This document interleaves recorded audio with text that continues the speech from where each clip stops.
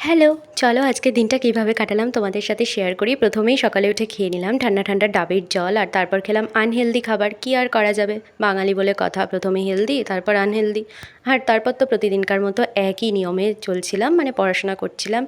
আর use করে নিলাম উপটান face pack, এতে ট্যান রিমুভ হয়। আর খেয়ে নিলাম পোলো। পোলো তো আমার ছোট্টবেলা থেকে একদম ফেভারিট একটা চকলেট। আর প্রতিদিনের মতো আজও স্নান করে আমি গীতা পড়ছিলাম। আর সন্ধ্যাবেলা সন্ধে পুজোটাও আজকে আমিই দিচ্ছিলাম, এতে করে মনটা কিন্তু ভীষণ রিফ্রেশিং লাগছে।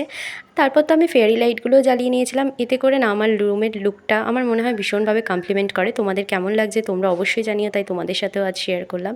আর আমার জানালার পাশে এই দুটো ছোট্ট ক্ষুদে সদস্য আছে, যাদের একদম ডিমান্ড নেই বলতে পারো। মাঝে মধ্যে একটু জল দিই, তাতে করেই কিন্তু তাদের গ্রোথটা খুবই ভালো হচ্ছে।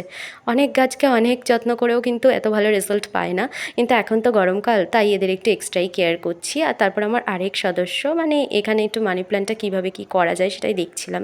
আর খেয়ে নিলাম টেস্টি টেস্টি ম্যাগি। এই ম্যাগিটা মা বানিয়ে দিয়েছিল, মানে এগ ফ্রাইড ম্যাগি, ভীষণ ভালো হয়েছিল। তো দিনটা এভাবেই শেষ করলাম, আজকের মতো এতটাই, বাই।